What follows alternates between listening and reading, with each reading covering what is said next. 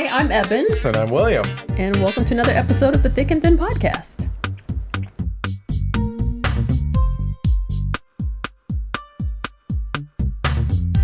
Yeah, welcome to another episode of the Thick and Thin Podcast. This is TNT 109. TNT 109.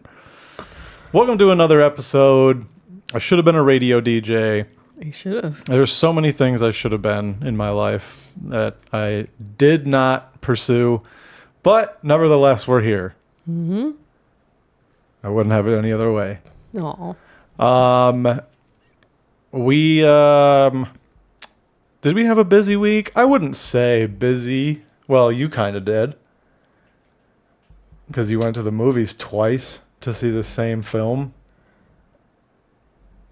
that you dragged me to on Friday. Dragged, Yep, really? Dragged by the true sense of the word. Right. Dragged I did see Wicked twice.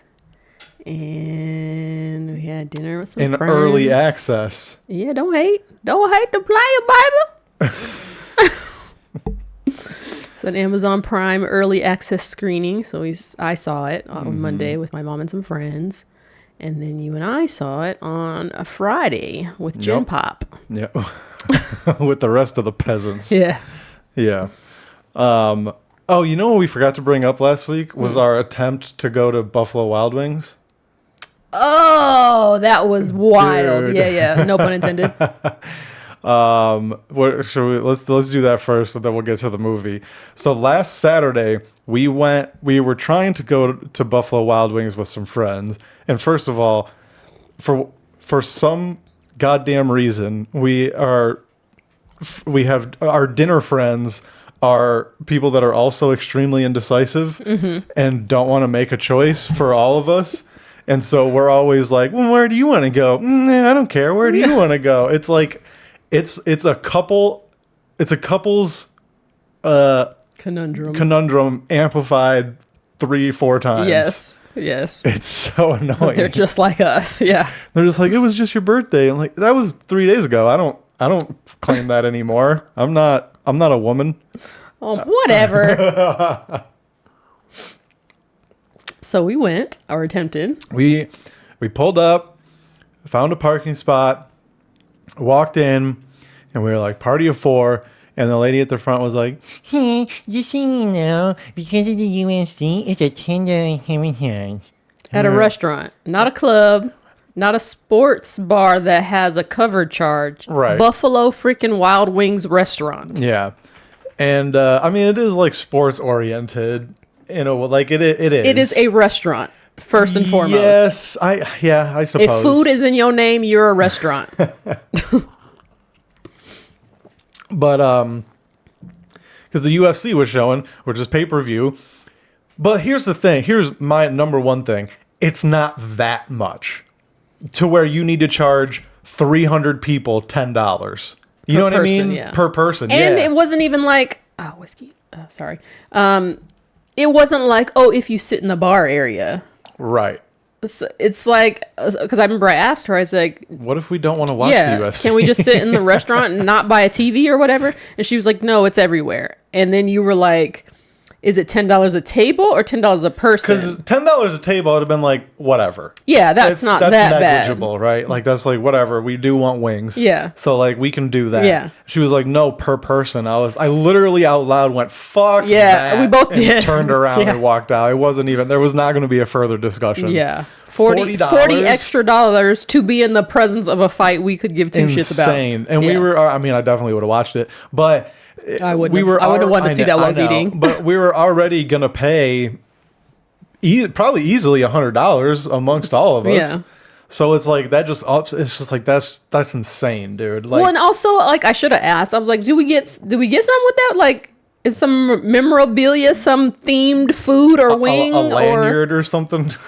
$40 just to sit here? Yeah. Just to sit in here? Right. Nah. Yeah, it was.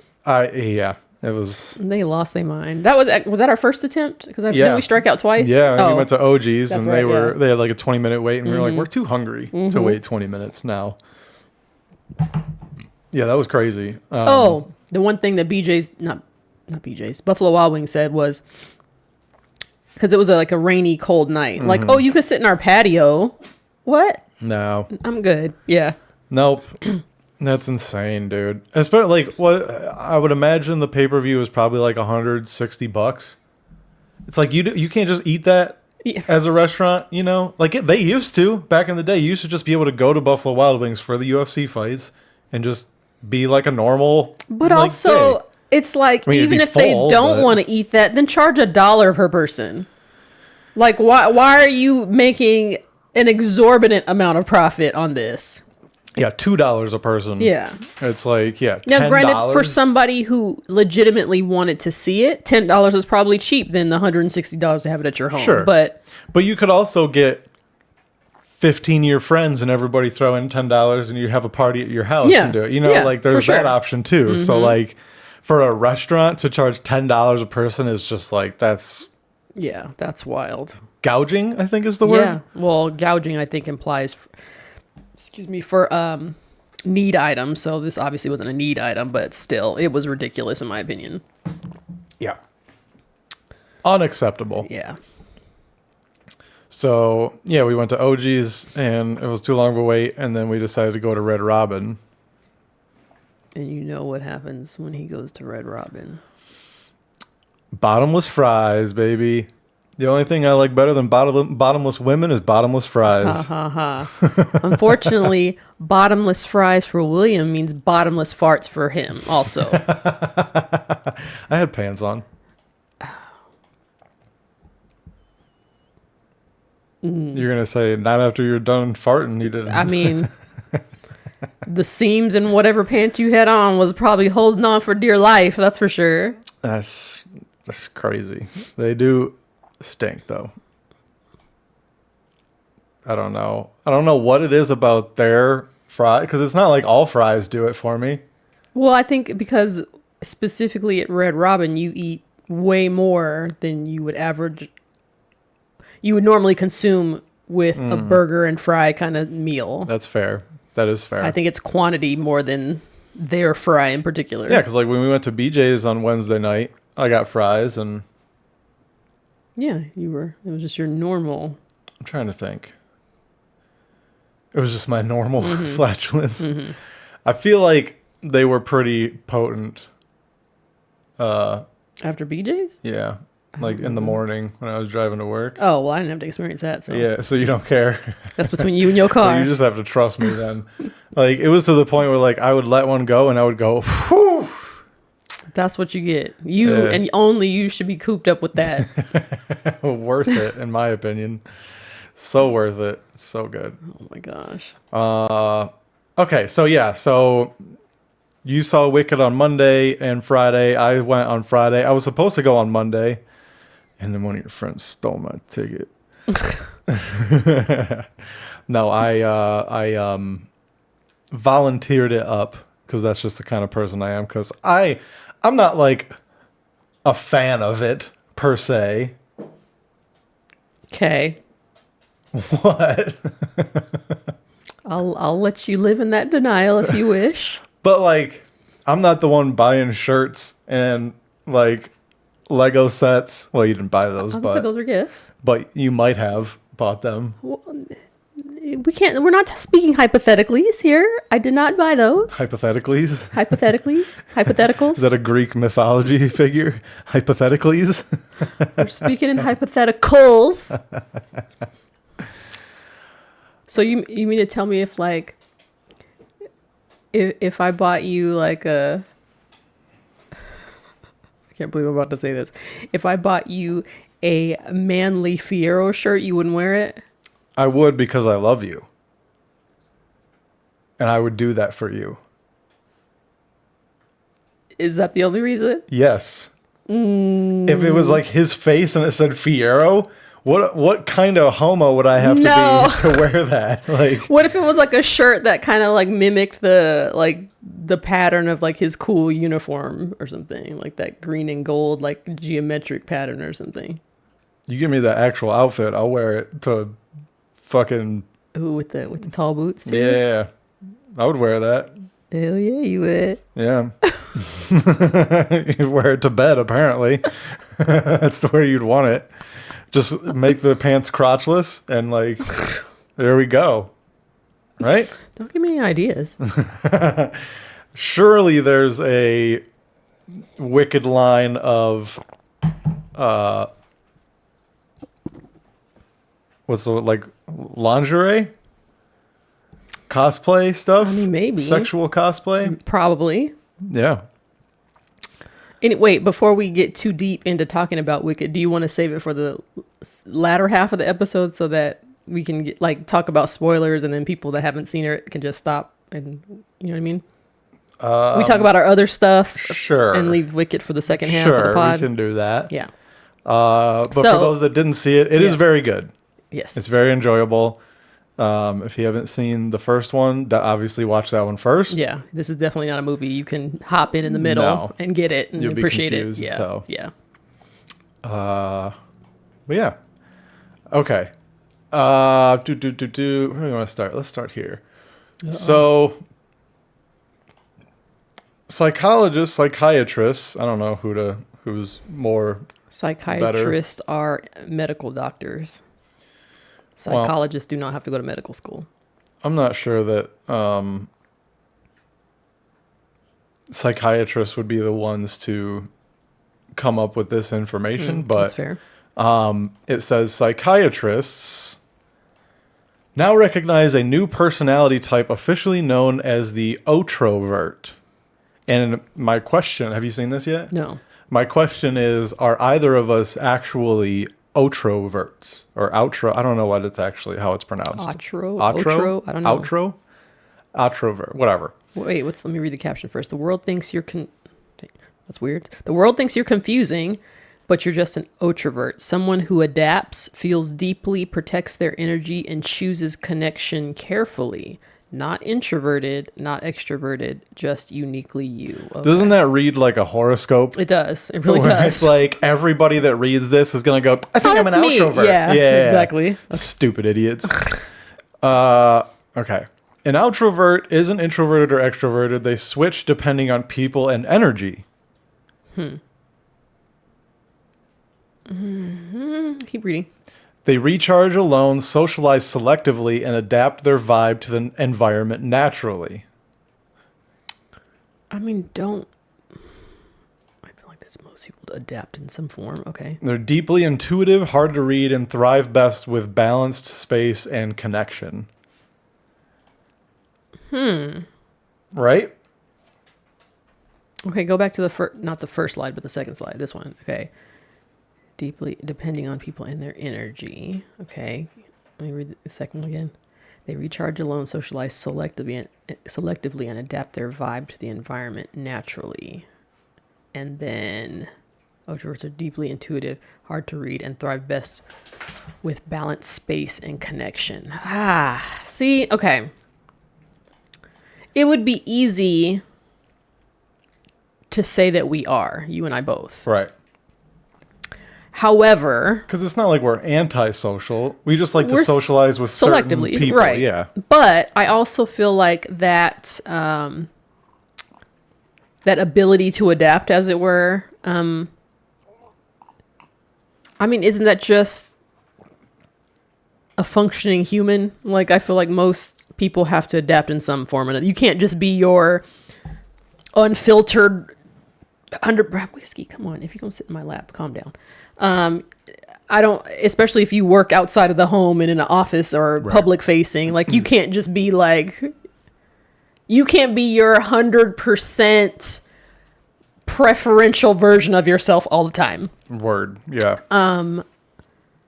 So to me, I almost want to say, because I almost want to say that introvert should be defined as an introvert that has to work and regularly interact with people in the world, if that makes sense. Yeah, which unfortunately is me. And me. But to me, introvert is like, it sounds like they're blending the two in this definition, but to me, when I think of an extrovert, I think of someone who thrives best on outside energy. Right. Like, whereas, the introvert is like, they need to recharge and they like their alone time. And a extrovert is the opposite. Like they're recharged by other people and Yes. interaction. And I don't feel like this definition accommodates that. I feel like most people are this in reality.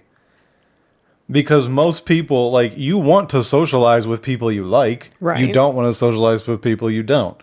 You like to be alone. Like, to be But a most true people don't introvert. like. But see, most people don't like to be alone. There are some actually extroverts. But I just don't feel like this right. definition blends them. I mean, that's fair. I feel like this definition is an introvert that has to, whether it be for work or whatever, has to function in public spaces. Yeah. But it's like, I don't know, like when I know I have to go do something, like, oh, I don't really want to do this, blah, blah, blah. And then I go do it and I have a good time. Yeah. And I'm like, oh, that was fun, like Yeah. hanging out with these people Yeah. and blah, blah, blah. So like, and I'm not like, when I'm there, I'm not like, oh, I want to go home. I'm like, oh, this is fun. Like, I'm having a good time. Right. So like, I don't think that I would be a true introvert given those situations, because a true introvert would be like, I don't want to be here. No, I mean, I still, the definition of an introvert still has the aspect of being selective with who they share their energy with. Okay. I think an extreme introvert, let's say, if they had, like, say, a public facing job, or, deal with the public or deal with a lot of other people, a true introvert would have difficulty functioning in that situation. Functioning, or would they just be drained at the end of the day? Both. And so I feel like, Right, which makes me think I'm not a true introvert, because I mean... You're not drained after work? No. Really? No. Oh, okay. So I don't know. I mean, I guess in my current situation, I'm not necessarily, like, dealing with people all the time. But I have. And that done didn't drain you? No. Oh, okay. Not any more than the normal day. Like, Interesting. Well, for me, I mean, most of my jobs have been either having a deal with the public component or a lot of people in the office, and without fail, exponentially, there is a direct correlation with how much talking I've had to do that day is directly correlated with how drained I am by the end of the day. Sure. But that's also just like expending energy. Like, yeah, it comes in the form of socializing, but it's just a matter of constantly like using brain power and constantly talking. It's like, yeah, you're using calories. True. Like, genuine, like you're using energy. But then, like, there are some people in the office, for instance, like, in the pandemic when, different versions of working from home were instituted. There were some people that were like, no, I'd rather come in the office. Like, I can't, I don't want to be at home You're alone. a sociopath. And to me, I just attributed that. I mean, I couldn't relate to that, obviously, but it's like, oh, those people were like, they need people. They need that energy from other people. And I was like, oh. What a terrible life to live. I can't, I'm not going to, yuck somebody else's yum, as it were, but I will. I can't relate to it, just like I'm sure they can't relate to I just want to be at home all the time. But people like that are like true extroverts. Right. But to me, it's sad that you need other people to like validate yourself or feel like, well, I'm sure they would look at introverts and be like, what a lonely life you lead. Why don't you want people? You know what I mean? So, I mean, from either perspective, they could see it both as sad or lamentable. I think it's worse to rely on other people. I mean, right? True. Which especially, what if you suck? Well, given the pandemic, that's why like incidents of depression and stuff went up especially for those type of people, because it was like you're isolated and people didn't know how to deal with that. Meanwhile, us introverts were like, video games. Our whole life we've wanted it, not the pandemic, but just to be at home and not interact, and And I'm an only child too. I was like, my whole life prepared me for this, right? To entertain myself in peace, Yeah. That's the thing. Like, I feel like throughout my life, I've almost been like forced to like socialize and like work with other like sports and band and drumline, just constantly like with other people. And then I don't know, like I don't know if it was like a certain age that I got to, or like a certain point where I was just like, I don't want to do this. Yeah. And, like, you know, like maybe it's just like I did that and I'm over it. Yeah. Like when people like want to play sports all the time in their 30s and 40s, it's like, dude, didn't you like play little league ball and like play basketball in school and stuff? Yeah. And no, that's usually the people that are still playing sports in their later years are people that didn't have that experience in school. From what I can tell, you know. I mean, I have no desire to play sports, and I didn't as a kid. I just want to take ground balls sometimes. Oh, I had to like wire my brain to understand that terminology. Like, I get it like now. I just want to like take a nice grounder and throw it to first base and like hear that pop of the glove and just gives you a certain high. Dude, I miss that. Yeah. That's fair. But like I don't feel the need to like go up to bat and face a live pitcher anymore. Fair. That sounds scary. I don't want to get hit. Like I remember that hurts. I don't want to do that. And especially nowadays, it's going to take me 12 months to recover from a bruise. Like I don't want to do that, man. I just like taking a ground ball, catching a pop up. Yeah. Stuff like the simple stuff. Like I like shooting basketballs, but I'm not finna play like a 5-on-5 full court game. Like screw that, dude. That's way too much effort. I wonder though, are the concepts of introversion, extroversion, or this outroversion, is that an innate thing? Is that a learned behavior? Is that in your DNA? What makes somebody one or the other or the third? I don't know. Like situationally, like I would assume. Well, but I mean, I know people are the opposite, so I really can't even give that credence. But I was gonna say, well, you know, I grew up, you know, as an only child, so I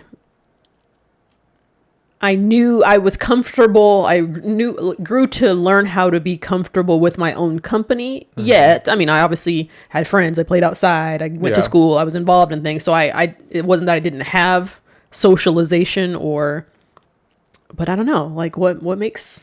I don't know, because kind of the complete opposite. Like, I mean, I only had a sister, but I also had like a pretty big extended family. So there's like family gatherings and stuff were like super overstimulating. And so I don't know if like eventually that just like wore on me, where it's like, I don't want to go see all these people for interesting 8 hours on Thanksgiving. Like, you have no idea how much I have enjoyed being with you since like our holidays, where it's just like the four of us, or like on Christmas it's just the two of us and we just chill, three of us, yes, whatever. Like it's nice. Yeah, it's nice because it's not like, it's like an actual holiday. Whereas like if you have a big family, it's like, okay, we got to go here and then we're going to spend a few hours there and then we'll jump over here. And it's like, then your whole day is gone. Yeah. And it's like, I didn't even get to enjoy my presents, dude. Aww. Like, I mean, not so much Christmas. I generally speaking, like we wouldn't do anything like through the first part of the day. Maybe we would go visit family at the end of Christmas and like maybe the next day. And also, I used to have things like with my step family, like on Christmas Eve. So it was just like, just always doing something. Yeah, always doing something. And Thanksgiving was always big. Like I either went to my family in Indiana that has 9 kids and grandkids. It's just exponential. And they're just all running around and babies screaming. And it's like there's a new baby every year. It's just fucking that sounds chaotic to me. Yeah. And like, I don't want to say like I don't miss them, but I don't miss that. If that makes sense. Like I would love to see all my family and stuff, but like not in that environment. That's fair. It's like I don't need that in my life anymore, man. So then again, we have two vastly different upbringings and holiday situations. So like, is that a case to be said that whatever version you are, is it genetic? I mean, as with everything, it's a little bit Probably of both. Yeah. Yeah, that's pretty much everything is a mixture of nature and nurture. Yeah. It's, What would you? I mean, I would assume your dad is an introvert, but you know him better. yeah. What would you say your mom is? I would say more extroverted, but I wouldn't necessarily call her an extrovert. So maybe she could be a blend She then? might be. She might be an extrovert. What would you call your sister? Probably an extrovert. Way more than me, for sure. Okay. I don't know. So it's not Yeah. necessarily what you're around. I don't know. No, it's know. and it's probably also like, what did you get like rewarded with through life? Like is like what did you find rewarding? Is like your interactions with your friends rewarding, or is like getting away from them? Well, You know what I mean? That's definitely a role in it. I feel like growing up, while I did like my playtime with others when I had it, but to me it was like, oh, I prefer the quiet time with my books or my Barbies or my Legos Right. in my room, Right. or playing my Nintendo or Atari or whatever. And there's a part of that too where it's like, well, I get to do what I want when I'm by myself. Yeah. Like when you're with somebody, it's like, all right, we all have to agree on Yeah. what to do. Yeah. And it's like, maybe you don't want to do that, but you're not going to be a dick and be like, I don't wanna do that. Right. You know? So you just kind of go along with it. And then once you realize like, oh, if I'm just by myself, I can play whatever game I want. I can, with whatever toy I feel like watch whatever TV show I feel like. So yeah. I have this friend who, this is years ago, we had this conversation, and I think she's one of 3 kids, and I think she's the oldest, and I think when at some point she was moving cities, like moving from here to somewhere else, and You blowing up. I mean, I got it on. Oh, I think I just put it on silent, not do not disturb. At some point, you know, she was talking about like trying to find roommates or something. I was like, well, why don't you want to live alone? You know, at that point, I'd gotten my first place, the duplex, and was living. I was like, it's great, like, you know. And she was like, oh my God, that's terrifying. And I was like, why? And she was like, I don't know.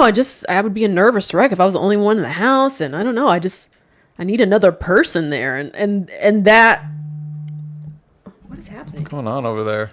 Oh, it's the Ember telling me my thing is reached the, okay, let's put on D&D because that's annoying. It's D&D. And I remember at that moment being like, what?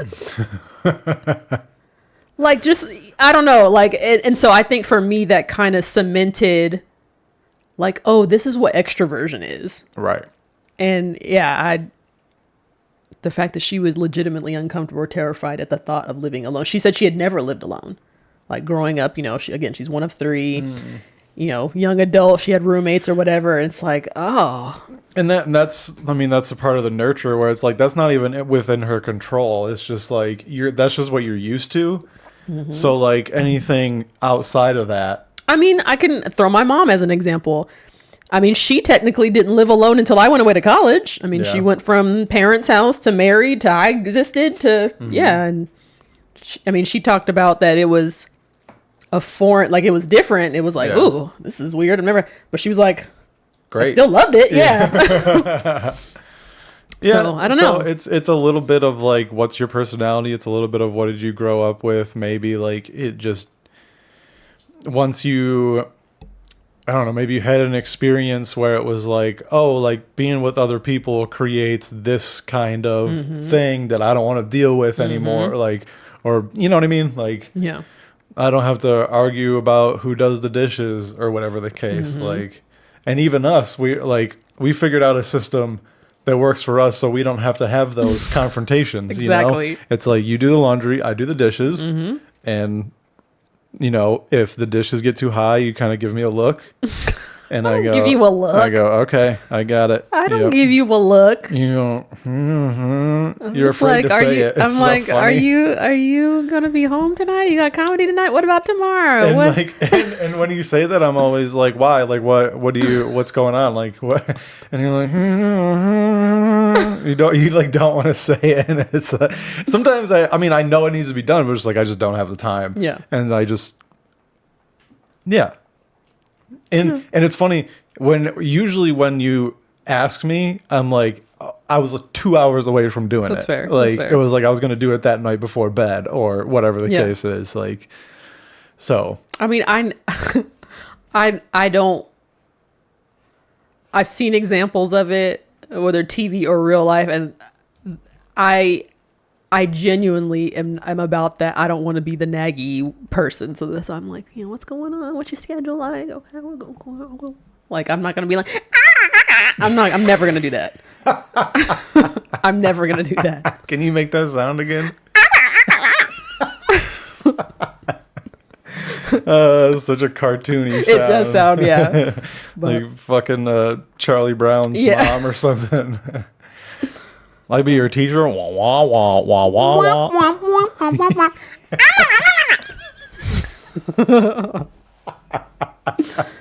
So I don't know. I just I genuinely treat my interactions with people as trying to treat them how I would want to be treated. I truly have that in the forefront of all of my actions if it's potentially conflicting or problematic. Right. I'm like, well, how would I want somebody to approach me? which is a problem for me, because when people do or say something stupid and I go, that's stupid, because that's what I would want someone to do to me, is tell me that that's stupid, but they don't take it the same way. I'm like, Right. no, I'm just letting you know that that's stupid. And then they go, which is yeah, and then it's just like, obviously, like, they don't take it the same, but like that, I'm just saying, like, I feel like that can backfire sometimes. That's fair. Because I want to be, just tell me, dude. Yeah. Just be like, I don't agree with you. I think that's stupid. fair. Like, the way you're thinking is incorrect because X, Y, Z. And then I'll go, oh, okay. I mean, okay, I never thought That's of fair, it like that. yeah. Like, but a lot of people don't react that way. That's fair. So that's when I come off like a dickhead. Am I hard to read? Probably not to you No. after all this time. No. Even I'm just going back to like the early days of our dating. Sometimes you were, only in the sense of like, there were times when you could tell something was on your mind, or like Yeah. maybe you were upset or stressed, and I was like, it'd be like, is this stress? Is just as tired? Like, sometimes I would have difficulty there, but I feel like I've gotten better at deciphering now. Yeah. Or, but at the same time, I mean, if I am unsure, I'm like, are you okay? Everything Yeah. okay? Okay. Yeah. But I do feel like I am deeply intuitive. Yeah. I I'll feel give you like that. I hit that. Yeah. Sometimes pretty- scarily so, but yeah. Yeah. I read people well. Mm-hmm. I think that's why I'm decent at doing crowd work. That's fair. Because like I can just look at someone and I can be like, I feel you. I can feel your energy. That's you fair. know? That's fair. And Oh, now he wants to go to your lap. oh, are you coming? Or you just want pets? That's all it is. You just want pets. So yeah. I don't know. I might be an introvert. Yeah. Introvert. I think that's where it goes. What's Where he it comes chewing? from. His stupid Oh. ground. He's a dummy. Well, like, for instance, when okay, yeah. Now I just light just came on. You are an introvert simply because the comedian part of you. Right. When you're on stage, yeah, you do feed off of that energy. Mm-hmm. So in that aspect, for sure. I've never been able to explain it. Like I always tell people like it's like a switch that gets turned on, and I don't know how to turn it on, but it turns on. It just turns on. Yeah. So yeah, when I I'm definitely in the right situation, like I'm just. But it's I'm on funny to now. me that when you're on stage, that light switch, that switch switches on, and you're in that zone. Mm-hmm. You're reading people with at the crowd work, but as soon as you get off stage, it's like click back to introvert William. 100%. As soon as I step foot off Yes, stage, 100%. it's like, I don't know, it's like being in the limelight. Like I know everybody's looking at me and like the pressure's on. I think it just like heightens my sense. I don't know, like I have to be like on guard, or I'm gonna come off like looking like a fucking idiot, and like that's my biggest fear is looking like an idiot. So okay, so yeah, I after thinking about that,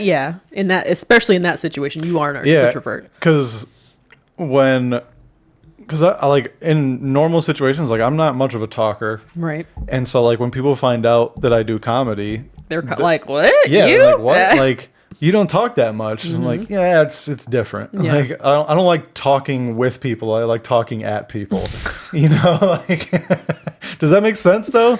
Because you're a stand-up comedian, yes. If I didn't know you did comedy and you said that, I'd be like, what the fuck is wrong with you? That's weird, yeah. But it's like, I don't know, there's a sense of like being in control when you're on stage. And like in a conversation, it's more of like a give and take. Yeah. When I'm on stage, it's like, I control where this goes pretty much. Okay. For the most part. That's fair. Yeah.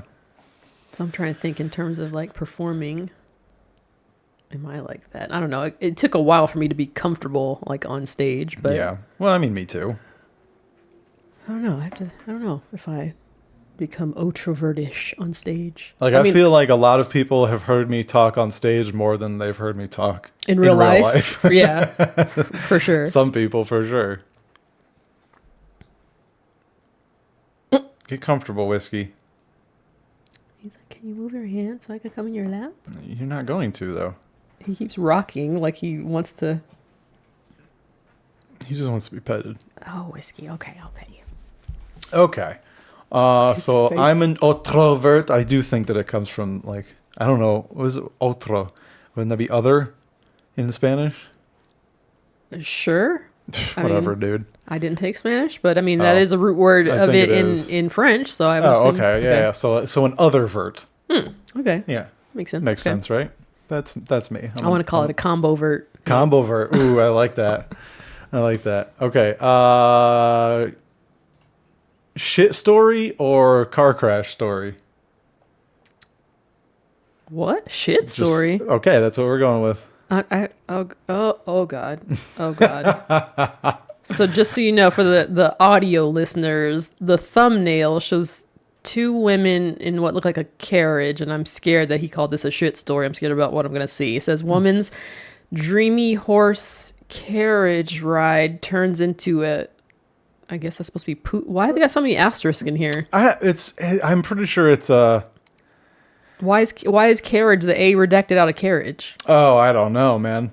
Anyway, sorry. Woman's dreamy carriage ride turns into a poopy disaster in New York City. Oh no. Is that what the chunks are in her hair? Oh God. Okay, let me read the caption. A woman's dreamy carriage ride in New York City turned into a total disaster. While enjoying the scenic streets, the horse suddenly relieved itself, splashing her in the worst possible way. Oh my God. The hilarious moment was caught on camera by a passerby and went viral across social media. What does that say? Netizens? Internet citizens. Oh, I've never heard that word before. Me Netizens neither, couldn't stop laughing, called it the most New York thing ever. Despite the messy surprise, people praised her calm she reacted calm, proving that life's funniest moments are often unexpected. Oh, ready? Jesus Christ. I'm scared. Oh my God. Oh, what the?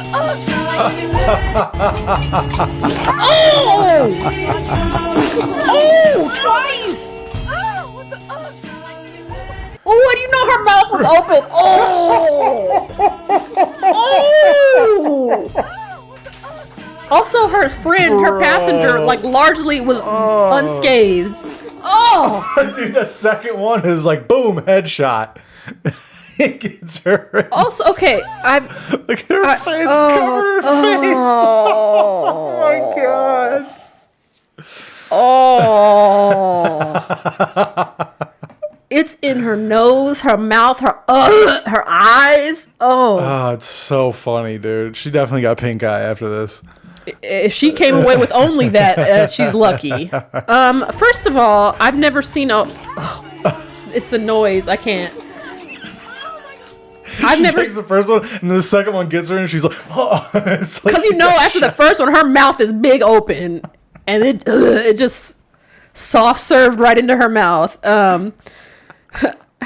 I've never seen a horse actively poop, but I always assumed they drop I thought gravity was in the favor. Usually they do, because like in parades when there's horses, usually they have someone following them. That, but like, I just thought it came out and it went Usually straight it does. down. And it's usually harder than this. So this horse must have been having some stomach issues. Oh, it because was projectile. Dude, this is hilarious. I love that. I love the second shot. Dude. Oh, Boom. that Right poor here. woman. Oh, This is like Jackie Kennedy in the back of the fucking. I wonder, did that lady get a refund that day? A refund. I want a refund. I want you to pay for my dry cleaning. I want you to give Therapy, me a doctor visit. taxi rides for the next year for free. Like Not these kind of taxis. I'm traumatized. I'm never walking within 100 feet of the business end of a horse again after this. Never. I don't. I'm scared of horses. Period. Me too. Like not for this reason, but like Because I'm always thinking they could get spooked and rear up. dog, they'll kick the shit out of you, bro, if you scare them, I think she probably wishes she got kicked, dude. instead of that. And then like, look at her face. It is covered. Like chunked That is a big piece of shit. The cold part is I don't know how far away she is from where she's staying, but nobody is giving her a ride. Like this just rendered you gotta walk wherever you belong to, and even if it's a nice hotel, they might be like, "Bro, you go in the service entrance." Subway, they're not gonna stop you. That's so crazy, bro. Oh my god! And People praised her calm reaction. I wonder That what her wasn't reaction calm? was after this, though. is that calm? I mean, it's what I would expect. Yeah, I wouldn't. To me, calm as if she didn't react. If she was just like and just like swiped it off. If I'm her friend, I'm laughing way harder than she is, though. I'm probably falling out of this carriage. First of all, if I'm her friend, I'm checking myself. Did I get any splashback? If I didn't, maybe I'll laugh. Maybe. I'm sure there's no way she didn't get a little bit on her. But somewhere. also, if I'm the blasted one and my friend laughed and was unscathed, I'm just gonna go. How about that for that nice blue coat you got on, bitch? Like, I'm pissed off. Don't you dare laugh while I got shit in my mouth. Give me your scarf. We dude. can laugh after I've had a shower and got a checkup. Don't laugh right now. Because I'm pissed. I'm going to give you a big, fat, juicy hug and kiss if you laugh at me right there. Oh. It literally looks like a headshot in Call of Duty. Oh. It's so funny, dude. Back and to the left. Oh. Back and to the left. I can't get over it, dude. It's so good. One more. Also, how is that coffee got no residue on it? That cup is still nice and I clean and know. white. It's like it was aiming for her. Yeah. Oh my god. I wondered if she funny. do something petty to that horse and was like, I got something for you. Keep on. What are you gonna do to a horse? No, I'm saying I wonder if before she got in here, she did something to the horse. Oh. And that horse is like, all right, I got some bubble guts of brewing for your ass. Didn't give it a carrot or something. Oh, this poor woman. So funny. This poor woman. I'm Can't guessing get this over how doesn't. thick it is, dude. I'm genuinely curious if this is a thing that possibly happens like frequently. Because why wouldn't they have like a shield or something? It can't happen that often, or else, yeah, they would have some kind of, or they would stop doing this if it was like a common thing. And there's not near a splash on the camera lens or anything. It almost makes me wonder if it's AI because of that. There's no dots on the blue coat. There's no dots on Yeah. that Starbucks cup. There's no dots on the. I do wonder, Yeah. I do wonder. A part of me, I hope it is. But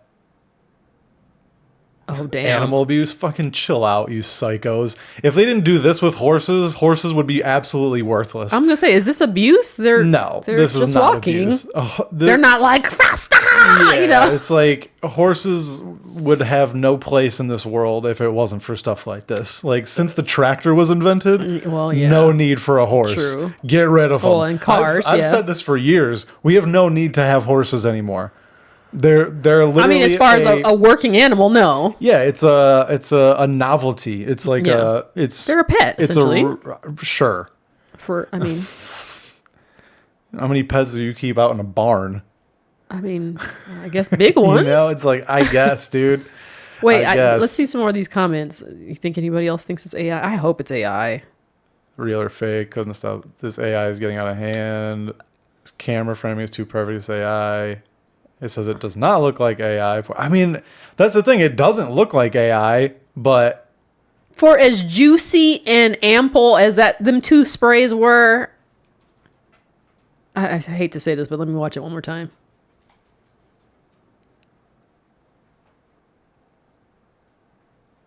I don't know. That doesn't seem like an AI thing. It's too real. There's nothing that stands out to me that it's like. Well, in the camera at the second squirt, the camera gets closer to them. See, watch.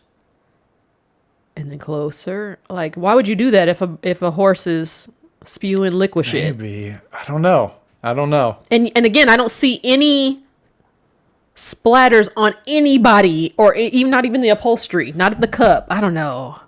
I want this to be to be AI for her sake.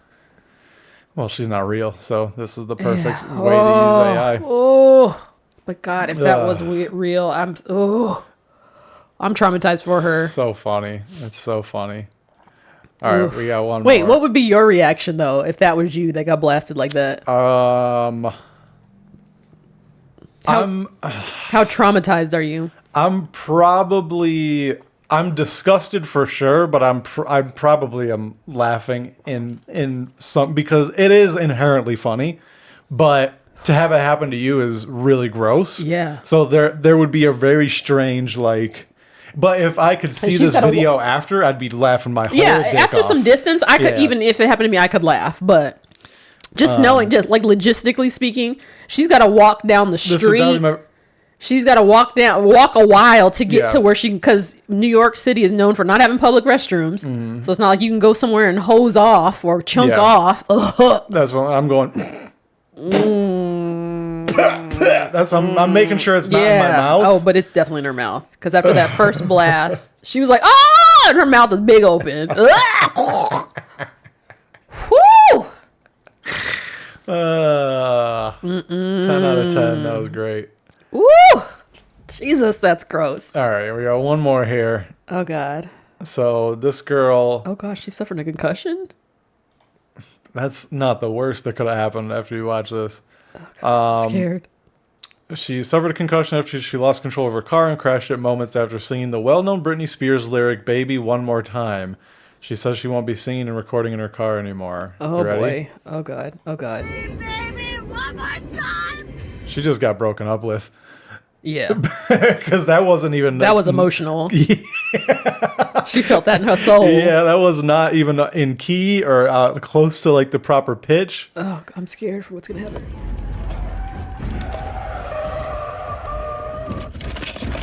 Ooh. Oh! Ooh, that's gotta be scary. Caitlin was singing Britney Spears' "Hit Me Baby One More Time" when her car slid on gravel and flipped onto its side. She suffered a concussion and some bruises. I want to know what happened to where... Yeah, because her eyes never were off the road. So, like, I'm not sure, like, what prompted this. Like, wait, let me watch it again. The moment where she lost control. Walking away. The car sustained only minor damage. Oh, what? Really?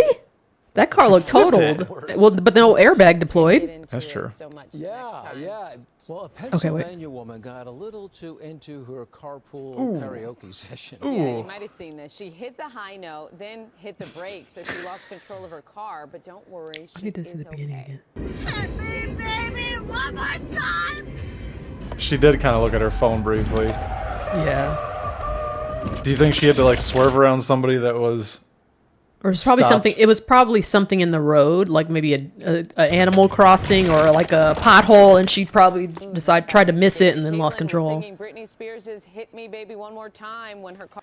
Also, the fact that this person was like, wow, the first thing she did was immediately pay attention to her phone again after she wrote. It's like, yeah, she got to call somebody. You fucking idiot. That's what I'm wondering, too, is like, where's my phone so I can call the police? Or, because she's obviously on her side in the car. Okay, like, so shut up, Yeah. lady. Like, can you play it one more time? Just because, yeah, I think Slid something's in on the road. gravel and flipped onto its side.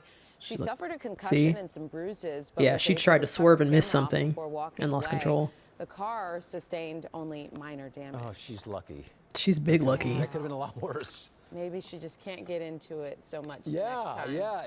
Well, a Pennsylvania woman got a little too into Wow.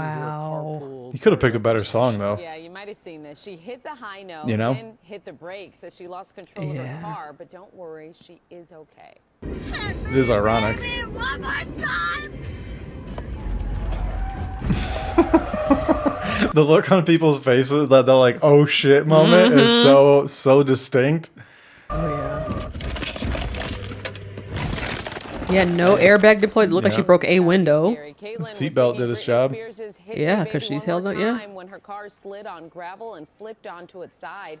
She I'm trying to like see like if you can see out her like rear view after, because like I can't think of anything that would make me like, I don't know.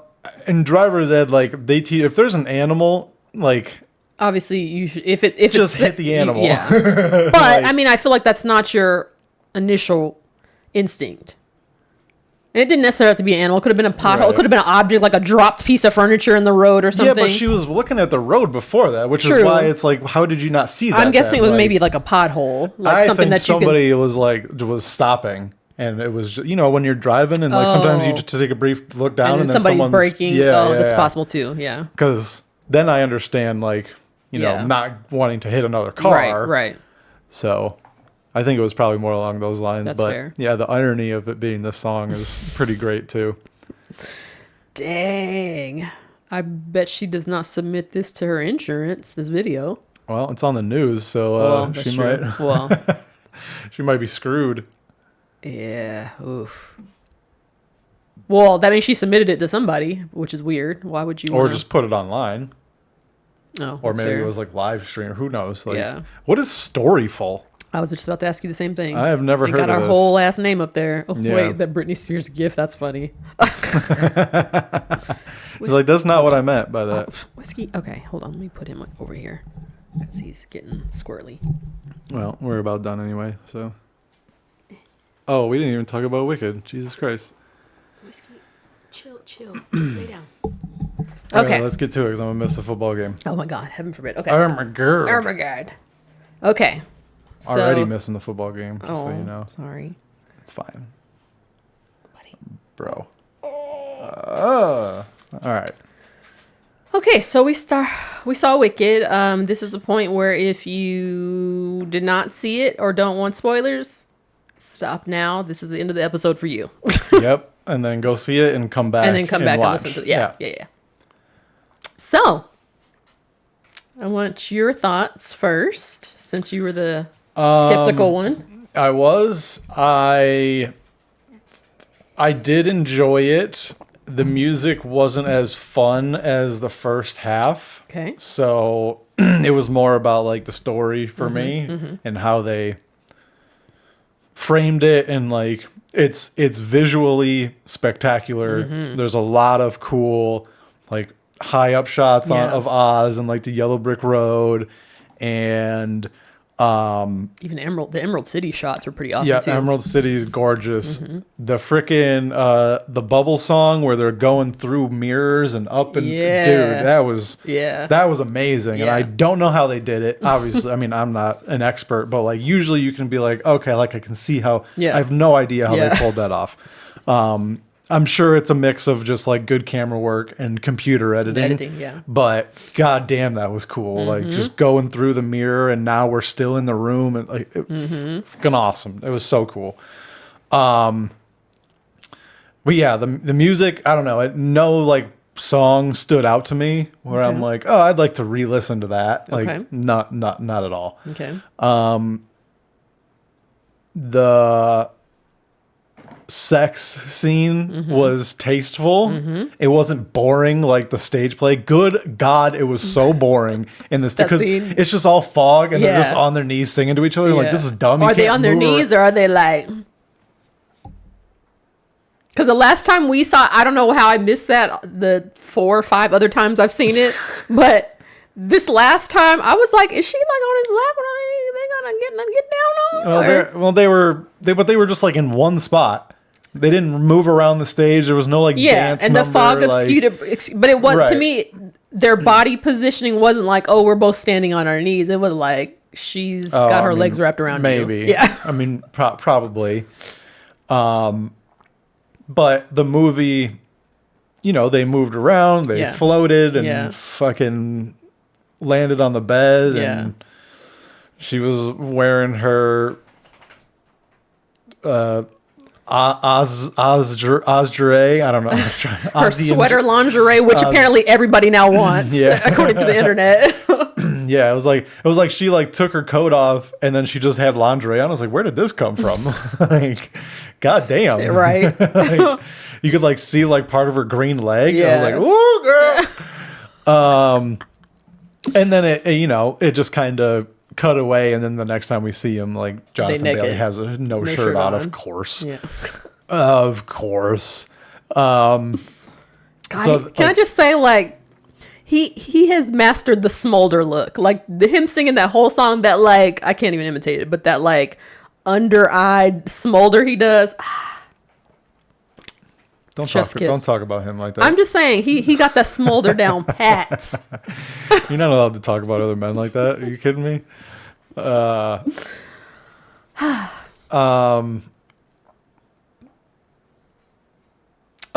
for you had a problem with the ending of the play. So the play, yes. So the ending of the play, it's rather abrupt, and it didn't really expound on like what's really happening like behind the scenes, so to speak, which the movie goes into, and so they definitely smoothed that over. Okay.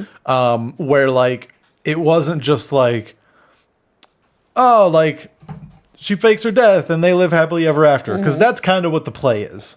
It's like it's all about Elphaba and Fiyero. It has nothing really to do.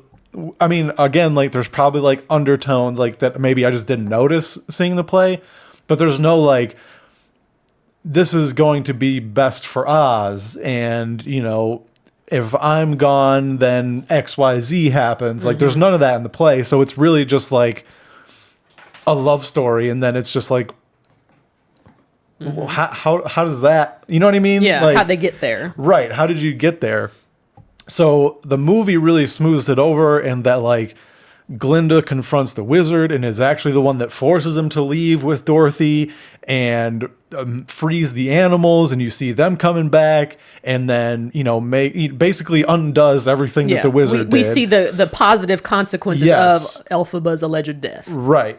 So it's like, okay, it's about more than them, which was like, okay, that smooth, like I said, it smoothed it over for me. Okay. Because just to be like, they did it for love is just like, that's not good enough for me anymore. Like, it's just not. Yeah. What else? There was something else that I was... Oh, there was still the issue of like the timeline with like the scarecrow and how, and like the Wicked Witch of the East is deaf. So like, just to underscore that a little bit. So in The Wizard of Oz, the 1939 movie, house drops, Dorothy comes out, interaction with Glinda, ding dong, the witch is dead, blah, blah, blah, how do I get back home, blah, Ding dong. Yeah. So I forgot about that. It's when she gives her the slippers, takes the slippers off the Wicked Witch of the East. The Wicked Witch of the West is there at that point. Wait, hold on. So right? No, she's there because she sees them on her and she goes to get them and they're gone. Oh, you're right. So she puts them on Glinda puts them on Dorothy's feet. Wicked Witch of the West is like, you ain't my shoes. I'm the only one who knows how to use them. Give them back to me. And then Glinda's like, poof, you have no power here. Be gone before somebody drops a house on you. So Wicked Witch of the West was there before Dorothy gets sent on her way. So it's like Wicked Witch leaves. Glinda gives her no place to follow the Yellow Brick Road. Bubbles out. Dorothy's on her way. And then later, we presume it's a indeterminate amount of time. Dorothy's on her way for a while. She gets to Crossroads and she's like, follow the Yellow Brick Road. Which way do I go? And then she sees Scarecrow. Yeah. So in the movie Wicked, part 2. The scene begins with Glinda like, just follow that road, go home, Dorothy and Dodo or whatever. And yeah, she just called Dodo. It's really funny. And so we assume all this stuff in the Munchkin Land Wizard of Oz scene has already happened. So then Elphaba shows up.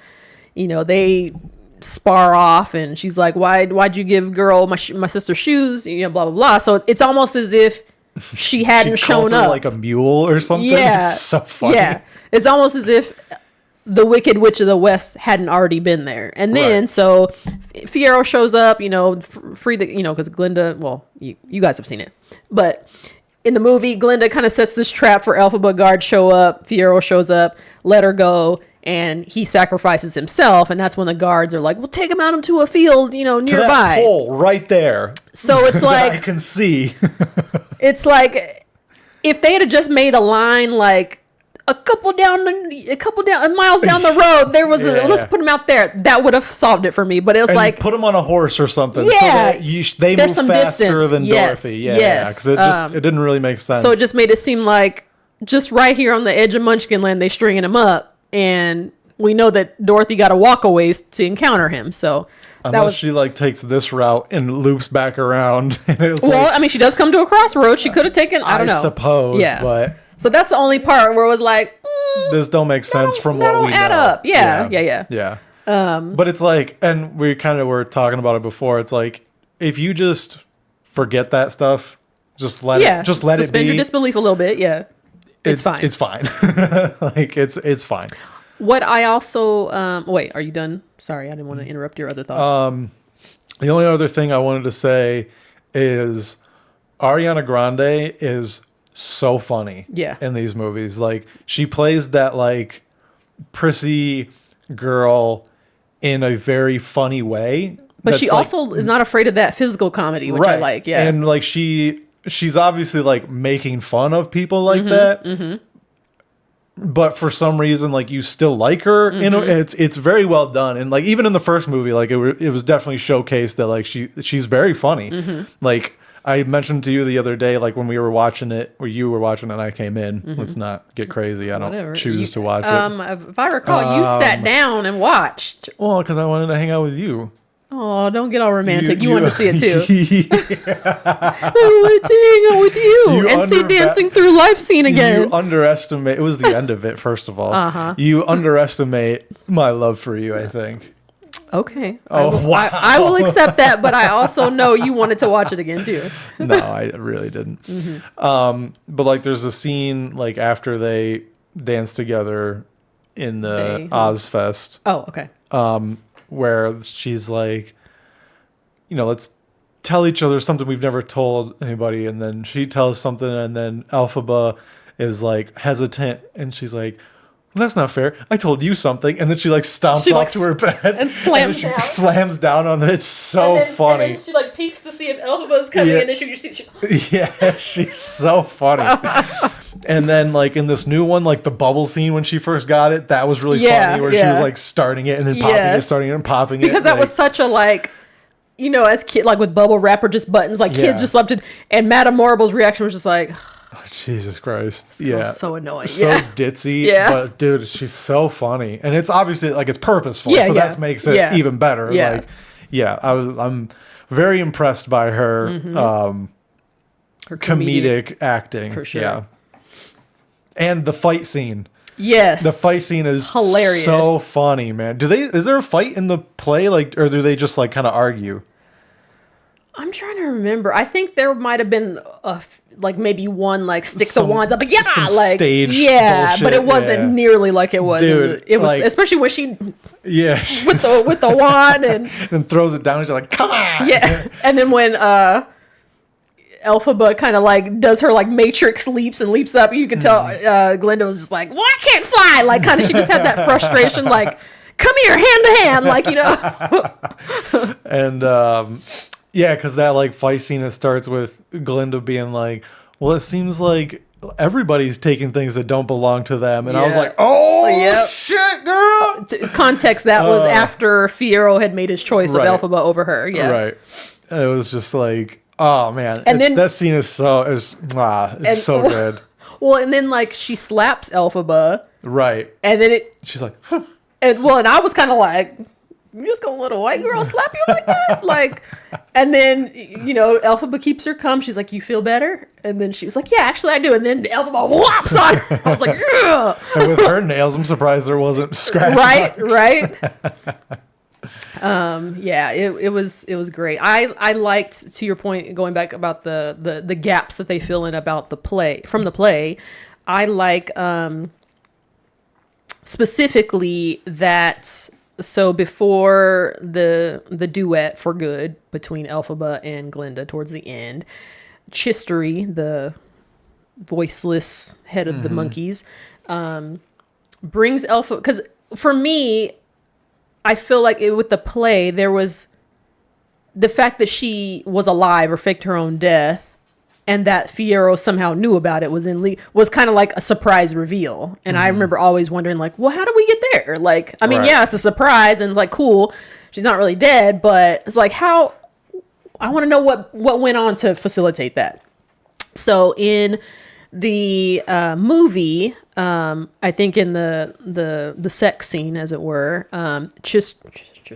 Fiyero mentions that he has a castle, like someplace Right. you can go and be safe. And so I was like, oh, that's going to be the witch's castle where everything goes down. So that would make sense that he would know all the ins and outs of trapdoors and secret passages and this and that.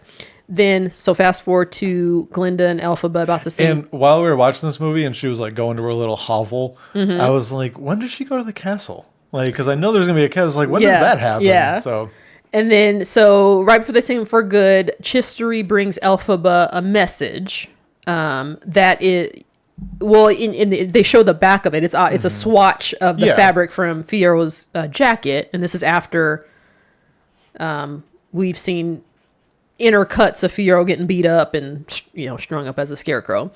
And Elphaba reads it kind of stoically, and Glinda's watching her reaction. She's like, "What is it? What's going on?" And Elphaba kind of folds it up and hands it to Chistery. And she's just like, we've seen the last of his face or something like that. But so I was like, oh, that was probably the plan of how they're going to fake her death. Because immediately after that, we see Elphaba go so well and gets a bucket of water and kind of strategically starts setting. I was like, oh, okay. All it needed was that little scene. And I was like, okay, now everything is... it comes together. Yeah. For sure. Yeah, it's like the latter part of the play was it seemed rushed. Yeah, for sure. Where like they spent more time on the first part, like leading up to defying gravity, Right. than they did on like the conclusion. Yeah. So yeah, and of course, like obviously, like the two movies together are 2.5 hours longer than the play or For whatever. sure. It I mean, is, the so. play is shorter than the first half of the movie. Yeah. So it just had more time. For sure.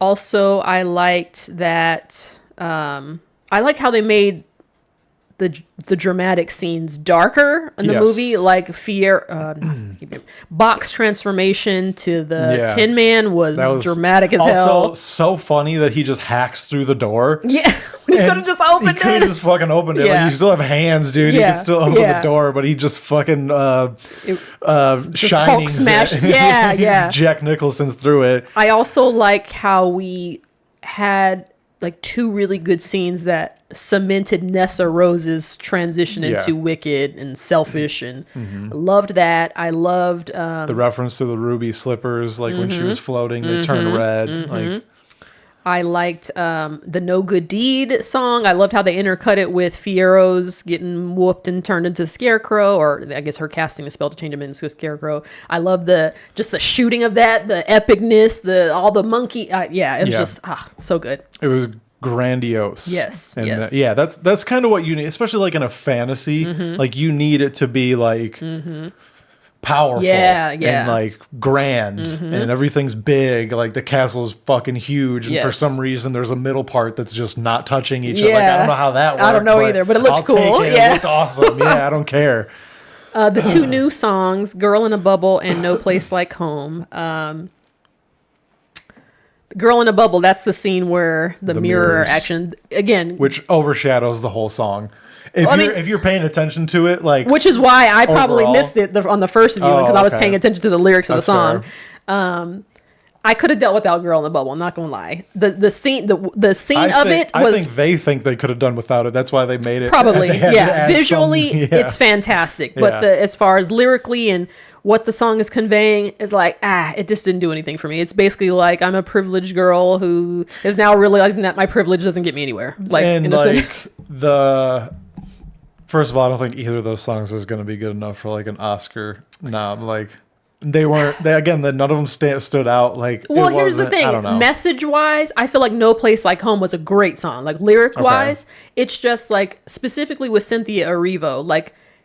In whether it's like her Color Purple songs or this or Harriet, like everything she sings is like there's always a moment where you're like, whoa, girl, like you hit me in the feels, and I wanted a moment like that in No Place Like Home. The song itself, the lyrics, they're very powerful and great, but I wanted a moment like that from her where she hit a super high note or did this awesome run and she just sang it very like let her cook.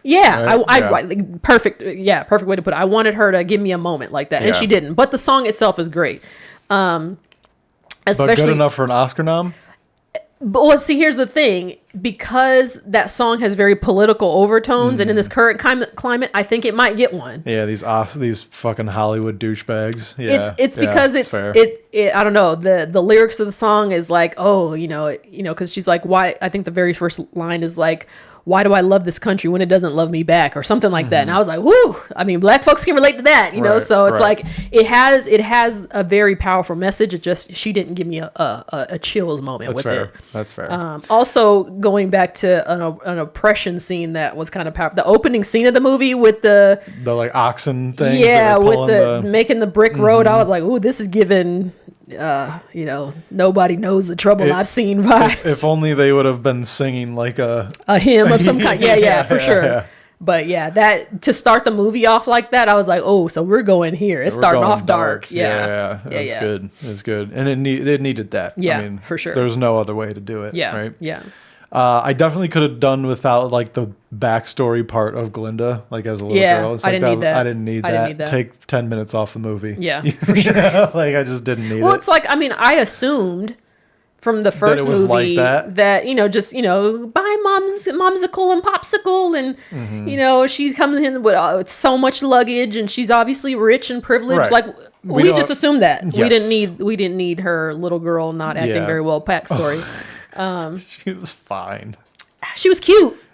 Yeah, I'll give her that. Okay. And she had the cute little dimples, just like Ariana. She was cute, but and then the whole like wand and wanting to be magical. Do you think they did that because they had the young probably early on? So probably they felt like they needed to give her some backstory, but I'm like, you didn't reveal anything that we didn't imagine anyway. Like, so we know she's not magical. Yeah, we got it. Yeah, it just, I guess, it just underscored her desire to be. But I mean, again, that scene in the first movie with her, trying to get Madame Horrible's be her apprentice, and did you get my paper? And magic wands need to have a point. Like, we already know she wants to do magic and can't. Like, so I agree that could have been cut out along with that bubble song. But yeah. You mentioned too that you liked, which is different from the play, that they used tunes from the songs we heard in the first half and added little reprisals and different lyrics. I really like that they did that too. Yep. There's little callbacks, even like references to the movie, like when she frees the monkey, she's like, "Fly!" Yeah. And also the song being called "No Place Like Home." That's a callback. There were a lot of gold nuggets, little lines straight from the Wizard of Oz too that I liked. Yep, it's very enjoyable. It's a good watch. And it's one of those, I know he gave me shit for seeing it twice, and I might see it again. But it's one of those movies. It's one of those movies where like you notice a little Easter egg or something that you like. It's definitely so layered that you could give it a few viewings and still see something different each time. In my opinion, so. I think like their ability to like the Tin Man was like kind of creepy. He was scary. Yeah. And then like Fiyero as a scarecrow, like I couldn't tell if that was like makeup or if it was CG. Like whatever they did, it was really good. I saw a clip of an interview on his Instagram where he talked about that makeup. So he called it the Trisket makeup, which cracked me up. But it is makeup. wow, because that was really well done. Yeah, Like the hair yeah. looked cool because it had like the little wheat things on it yeah. still. Like he wasn't just straw. Exactly. He was like the plant still. It was it was very, very, very good. And his like walking, It was like kind of like wobbly and it was unstable. funny. The did you catch that moment it's in the March of the Witch Hunter song when, Bach / the Tin Men is just like, I'm glad I made a tin. I'll be heartless killing her. That whole thing. He has this moment because it's in Emerald City and Glinda's looking down at this mob and he kind of has this moment where he looks back at her and she, it's almost like if you'd have just loved me and not shoved me off, it gave incel vibes. Yes, yes, if you'd have yes. gave me the attention I wanted, I wouldn't be this crazed maniacal person now. Yeah, he is. I probably wouldn't have thought about it, but like, we were on like threads and stuff, like looking at what people are saying, and he's definitely a representation of like that population of dudes that just like can't get laid, Yep. unless you find a chick in a wheelchair, apparently. But he didn't even, sadly, I mean, he did not want her because she's in a wheelchair, because she's crazy, but he clearly didn't want her. He just didn't want her. Yeah. It had nothing to do with that. From the It was- beginning, yeah. Yeah, it was just like, he just kind of fell into this, Yeah. his happenstance, right? Oh, speaking of something else I didn't notice in the first movie that underscored a racial underscore is, you had mentioned when we watched the first one that you thought it was weird that the Munchkins weren't made short, like little. And when I was watching the featurette, when I rewatched Wicked, the first one, John Chu had mentioned that he specifically made the distinguishing feature of Munchkins that they all had red hair. And I don't know how I missed that in the first viewing, but when I watched it, I was like, oh yeah, they all have red hair. But when they were in Munchkin Land at the end, there was a black dude with just like long dreads. I'm like, where did he come from? Like black dreads. But like, what the fuck? they did, well, and I ascribed that to outsiders coming, but because I did see lots of black people with the red hair too. So I was like, they're Munchkins. That too, yeah. So with the second movie, that scene where after Bach kind of grows a pair and is like, I don't want to be with you no more. I'm going to dip out and I need to go tell Glinda how I feel or whatever. And so he goes to because that was gonna work out. Well, yeah. Dummy. So he goes to the train station. Redheaded fuck. And he goes to the Ginger train bitch. He goes to the train station before he can get to the counter. Like a guard is like, nah. Munchkins can't. Yeah, where's your papers, your documentation, or whatever. So at the first viewing, I was like, well, how would he just know looking at him? And then I heard that feature. I was like, oh. Plus the people that they had kicked off the train. Yeah, all had red hair. yeah. And I was like, this is giving very like Nazi yellow star vibes. Red hair. Yeah. Hand-me-down robes. Must be a Weasley. Or Harry Potter vibes, but yeah. So that was kind of like another little racial Yep. aspect of it. Yep. They nailed it way more so than the play did, yeah. for sure, by a large margin. Well, I still like the play, but I like that with the movies they added so much more depth and nuance and history and backstory that we could see and like I said, like after the fact kind of things, like with her getting rid of the wizard and Madame Morrible, like I don't think that happens during the play, and releasing the animals, like it's all, Yep, it's way better for sure. All right, satisfied? I am. You'll never be satisfied. I That's a different. All right. Thanks for listening. Follow us on Instagram at Willie_D20. and Eb_Nick. And as always, topics, movie recs, costume ideas, clips, etc. You can send to thickthinpod@gmail.com. And go see Wicked and tell us what you think. Anything else? No. All right, y'all. We will see you next week. No good deed goes unpunished. Sorry, I'm gonna go play that right now. Bye. Bye.